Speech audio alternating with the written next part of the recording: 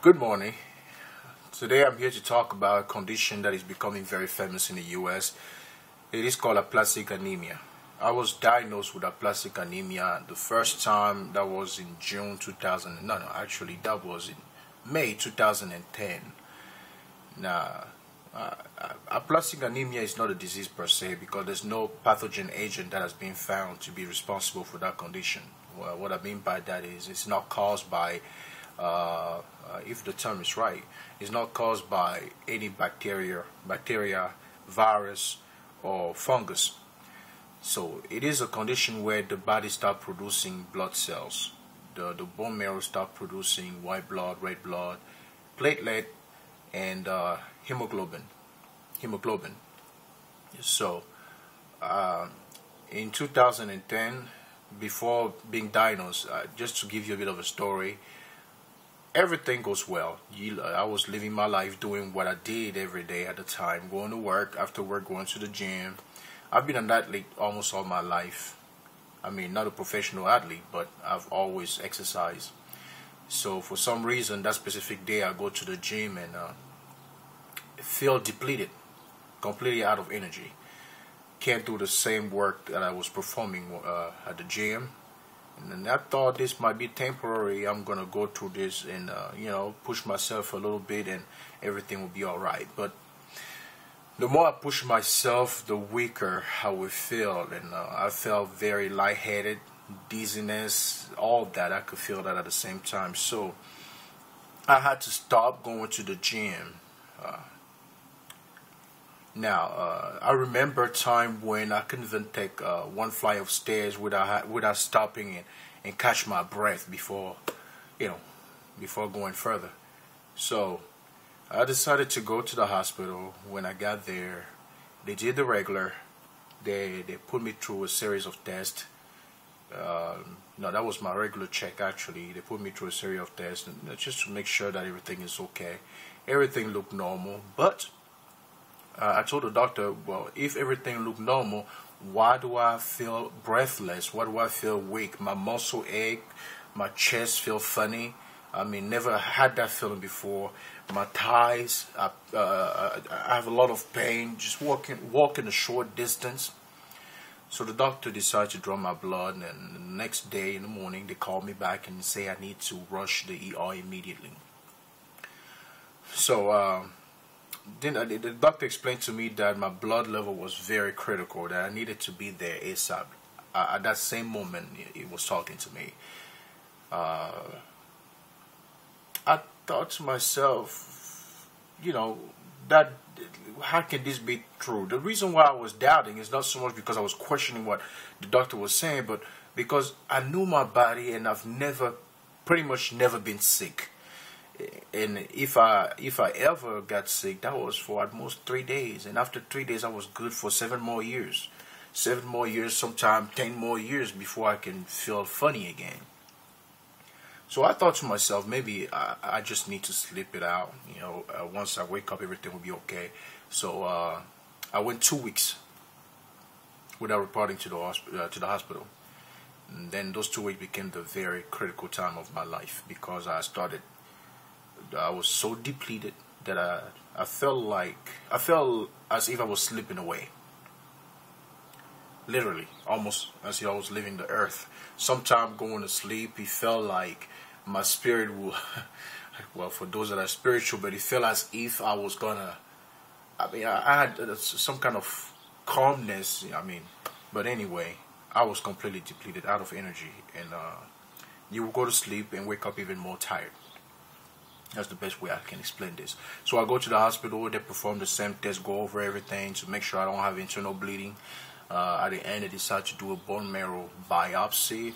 Then going through the bone marrow biopsy, I am told officially that I have aplastic anemia. That was May 1st, I believe, 2010. Then they explained to me what aplastic anemia is, and the condition is terminal. Because I had critical aplastic anemia. So I was in denial. I refused the diagnosis they gave me. So I asked the doctor to let me out. The doctor made me understand that, well, you understand what I'm going through, but I need to take it very seriously. And if I want to go out, I need to take precaution so I don't get any infection. I followed the doctor's advice, but the thing about this is, there's many things that come in your mind at that same instant because you have a family. You know, I have a wife. At that time, I still have a wife. My wife, the same wife. At the time, my wife was pregnant with the third child. We already had two, and I'm the sole provider. So you can see what goes on in my mind at that instant. I'm gonna die. That's impossible. I cannot. My children are little. They're very young. I cannot leave my wife and my children alone. I can't let my wife go through this. So I decide not to believe what they tell me in the hospital. They're very good at convincing you that you're gonna pass. You're gonna pass away. So I choose not to believe in it, and I made up my mind. I'm African, so in Africa, I remember when I was younger, my grandmother used a lot of plants. She used a lot of plants, and she showed me a couple of plants that she used. I just felt bad at that moment that I never took time to learn more about what my grandmother knew.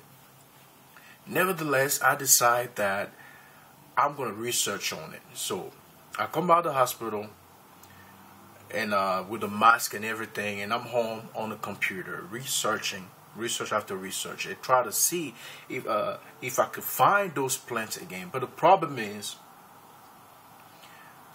the name of the plant, I knew them in my dialect, but didn't know the name of the plant in English. So that made it very difficult.